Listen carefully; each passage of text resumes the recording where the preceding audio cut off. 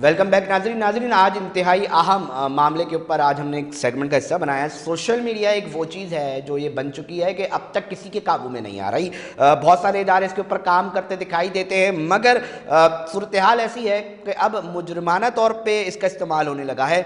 बहुत सारी डकैती की वीडियो सामने आती हैं और उसके बाद सोशल मीडिया पर एक नया जो सिलसिला है वो मुतारिफ हुआ है कि जी डकैती के मुशाबत रखता हुआ किसी भी शख्स की तस्वीर उसके साथ जोड़ी जाए और पोस्ट कर दी जाए, इसकी ना तस्दीक की जाए और उसके बाद सार्फिन जो है सोशल मीडिया के वो बुरी तरह इसको शेयर करे, जंगल की आग की तरह फैल जाए ये वीडियो और बाद में पता चले कि जी जिसकी वीडियो और जिसकी तस्वीर जो हमने मुशाबत करके देखी है वो शख्स है ही नहीं। मगर बात सिर्फ यहाँ तक नहीं रहती, जहाँ जिंदगियाँ दांव पे लग रही हैं, जहाँ बहुत सारी इज्जतें दांव पे लग रही हैं, वहाँ पर ये कानून की गिरफ्त में भी आ सकता है। प्रोग्राम करने का ये मामला था।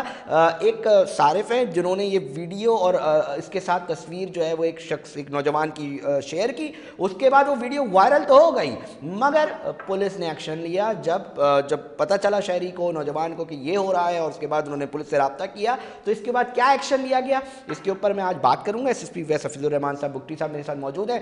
हफीजुर रहमान साहब बहुत शुक्रिया। पहले तो मैं आपसे जानना चाहूँगा मामला है क्या, किस तरह जो है ये चीज़ें सामने आई हैं और फिर पुलिस ने क्या एक्शन लिया और फिर हिरासत में लिए गए जो अफराद हैं उनका क्या कहना है। साथ में आज़म खान हमारे साथ वकील हैं जिन्होंने इस केस को उठाया है, इनसे भी वो बात करेंगे। जी हफीज़ साहब। सर जी, मेरे पास ये स्टूडेंट आए, ही वॉज वेरी वरीड। उनके भाई उनके साथ थे। उनका वरी होना बिल्कुल एक जेन्युइनली बनता भी था कि उनके कुछ दोस्तों के साथ तर्क कलामी हुई। उनके दोस्तों ने किसी डकैती की सीसीटीवी फुटेज जो फिजिक में डकैत उनके साथ रिजेम्बलेंस रखता था, हाँ हाँ। उसको इसके नाम के साथ मंसूब करके इम्पर्सोनिफाई करके उन्होंने उनको चला दिया कि ये so and so mister so and so है जो इस डकैती की वारदात में है। हालांकि he was a gentleman and he is a student having a future better career. तो वो फिर सोशल मीडिया पे वायरल हुआ और वो थाउजेंड में और मिलियंस में। तो वो फैमिली बड़ी परेशान रही और देवर वेरी ऑब्वियसली वरीड बहुत अबाउट बड़ा दिस। मसला बन जाता है, मुख्तलिफ किस्म के कमेंट्स आना शुरू हो जाते हैं और बहुत अजीब ही गरीब सूरत हाल बन जाती है मुफ्ती साहब। एग्जैक्टली और इसी तरह ही हुआ है और डिफरेंट लोगों ने उनके साथ कांटेक्ट करना शुरू किया। तो वो जो स्टूडेंट है वो इस हवाले से भी वरीड था कि उसको डकैत शो किया गया है, उसको मिस्टेकन आइडेंटिटी के तौर पर शो करके। तो वो इस हवाले से भी परेशान था कि पुलिस उसको रेड ना करे उसके ऊपर। दूसरा उसका अपना कैरेक्टर और कैरेक्टर असोसिनेशन और डेफेमेशन वो दूसरे एंड से। तीसरा मेंटल पीस और एगोनी और स्ट्रेस और साइकोलॉजिकल ट्रामा जिसमें वो बच्चा गुजर रहा था। तो किसी ने उनको गाइड किया, वो मेरे ऑफिस आए, उन्होंने ये कंप्लेन रिकॉर्ड कराई। I directed the concern SHO Manghopir Sarfaraz Ahwan कि इस केस को बड़ा सीरियस लें और उनको अरेस्ट करें जो एक्यूज हैं और इसकी काउंटर नैरेटिव चलाएं। उन बच्चों को उन्होंने अरेस्ट किया तो उन्होंने कहा जी हमने तो मजाक में ये किया था। अब मजाक में उनको किया था? इतनी बड़ी चीज किसी की जिंदगी दाव पे लगा दी सर, मजाक किया था मतलब एक अजीब बात है ये वैसे। असल में देखें जी, आईटी का दौर है, डिजिटल मीडिया का दौर है, एक बहुत बड़ी जी अपॉर्चुनिटी भी है, फैसिलिटी भी है। एट द सेम टाइम इसके साथ एक रेस्पॉन्सिबिलिटी भी आ जाती है बिल्कुल। अथॉरिटी के साथ कि उसको रेस्ट्रेन के साथ यूज किया जाए। पाकिस्तान में अनफॉर्चुनेटली जो पीका ऑर्डिनेंस है वो बड़ा वीक लॉ है जो कैरेक्टर असैसिनेशन के ऊपर है। पाकिस्तान में इस लॉ इसके हवाले से एक स्ट्रॉन्ग लॉ बनाने की जरूरत है कि कोई भी किसी तरह मुंह उठा के विदाउट एनी रेस्ट्रेंट किसी की भी इज्जत उछाले, पगड़ी उछाले, कैरेक्टर असैसिनेशन करे और उसके बाद जो वो लॉ है वो उसकी गिरफ्त में आ ही नहीं सकता क्योंकि मैक्सिमम सेक्शन कॉग्निजेबल ऑफेंस नहीं है अनटिल अनलेस उसके कोई ऑब्जेक्शनेबल पिक्चर शेयर हूँ, न्यूड पिक्चर शेयर हूँ। अब कैरेक्टर असैसिनेशन के मुख्तलिफ तरीके हैं और यहाँ पे जो हमारी सोसाइटी है वो इतनी वेल एजुकेटेड नहीं है, लिटरेसी रेट इतना ज्यादा नहीं है, तो उसका बड़ा मिसयूज होता है सर मैं ये मेरे जानना ख्याल चाहूँगा में। कानून साजी किस तरह की होनी चाहिए और अमूमी तौर पे पुलिस कहती है कि एफआईए कंसर्न इशू है, आप एफआईए चले जाएं, तो बहुत सारी जगहों पर मतलब ये वाला मामला भी सामने आता है। तो आप क्या समझते हैं कि क्या कानून साजी होनी चाहिए, इसके ऊपर किस तरह की चीज़ें होनी चाहिए ताकि लीगल मैटर जो है वो बन सके? बहुत बड़ा मसला है बहरहाल ये।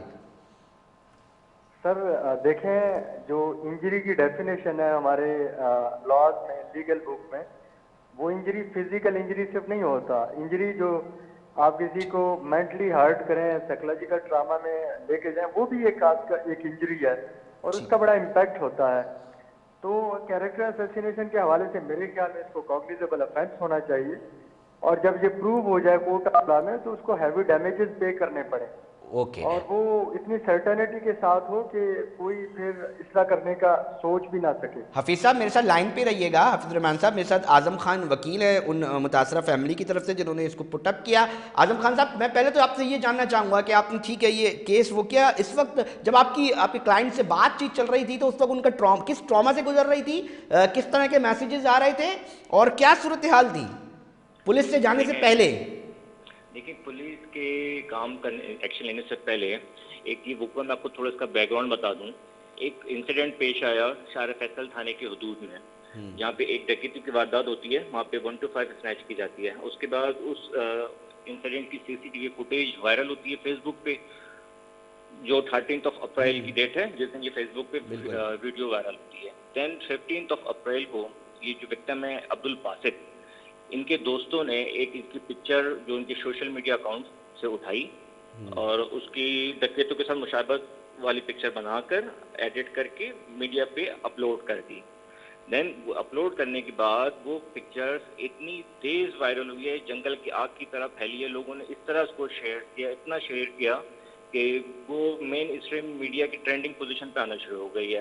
उसके बाद जब ये विक्टिम है अब्दुल बासित, जब ये सुबह उठते हैं तो इनके इनबॉक्स में मैसेजेस भरे होते हैं, थ्रेट से भरे हुए कि तुम डकैत हो, तुम्हें मार देंगे, तुम्हारे घर में पता है। फैमिली को मैसेजेस आना शुरू हो गए, फैमिली के घर के नंबर पे कॉल आना शुरू हो गई। देन जब उसने ये सारी चीज़ें देखी, फेसबुक पे वो वीडियो देखी, तो उसके सबसे पहले जो सब पर इम्पैक्ट पड़ा उसकी मदर पे पड़ा, जिनका बीपी शूट होने के बाद वो हॉस्पिटलाइज हो गई। ओ माय गॉड, मतलब किसी की शरारत हो गई, मगर मतलब सूरत हाल वाकई किसी के लिए भी आप मंसूब करते हैं तो ये बहुत ही खतरनाक बात है। बहुत ज़्यादा खतरनाक बात है। देन उनका बीपी शूट 2 दिन वो हॉस्पिटल में रही है एडमिट। देन जाके उनकी, क्योंकि एक वो पहली ही फैमिली एक ट्रॉमा से गुजर रही है। अक्टूबर में उनकी वालिद की डेथ हुई है। वो उस ट्रॉमा से निकले ही नहीं थे कि ये एक नया ट्रॉमा उनके लिए सामने खड़ा था। उसके बाद जब हम इस चीज़ के पीछे जाने लगे कि ये इंसिडेंट बेसिकली करा किसने, कहाँ से हुआ, तो भाई पता चलता है भाई इनके चंद दोस्त हैं जिन्होंने इनके साथ एक शरारत की। ठीक है, फिर उसके बाद विक्टिम ने उनसे कांटेक्ट करने की कोशिश की, भाई ये वीडियो तुमने क्यों बना के डाली है, इसको डिलीट कर दो। बट उन्होंने डिलीट तक नहीं की। उन्होंने कहा कि नहीं, अभी हम डिलीट नहीं करेंगे, अभी देखते हैं क्या होता है। मतलब मेरा, आजम खान साहब, मेरा ये सवाल है कि दोस्त, मतलब शरारत थी, कोई लड़ाई झगड़ा था, इसलिए उसकी आड़ में, उसकी दुश्मनी में ये कर दी? मतलब दोस्त तो ऐसी हरकत नहीं करते, और अगर आ जाए बात कि भाई ये चीज़ ख़राब हो रही है तो डिलीट कर देते हैं। ये उन्होंने एक शरारत बेसिकली उन्होंने एक शरारत की थी। उसके बाद फिर ये एक बैटिंग की सूरत में हो गई कि भाई अब इसको कितने एक्सट्रीम लेवल तक लिया जा सकता है। ओके। बुक्टी साहब, आजम खान साहब लाइन पे रहिएगा। मैं बुक्टी साहब से आखिरी सवाल में ये जानना चाहूँगा कि बुक्टी साहब, अब जब ये मामला हुआ, हिरासत में आपने लिया, तो फिर क्या कहना है मुल्ज़िमान का, मतलब इन मुलव्विस अफराद का जिन्होंने ये, वो अफसोस कर रहे हैं कि हमने ये गलत किया? बुक्टी साहब देखें, बेसिकली ये है, मेरे पास जब भी ये केस आया, at that point of time I had 2 option. पहला तो ये था कि इस बच्चे को मैं रेफर करूं FIA साइबर क्राइम के लिए, लेकिन वो एक लंबा प्रोसेस है। आई पर्सनली नो कि पीका ऑर्डिनेंस बहुत वीक है, और दूसरा मेरे पास यही ऑप्शन था जो हमने इसको एग्जीक्यूट किया कि इंस्टेंट रिलीफ दिया जाए और इसको at this point of time इसको रोका जाए।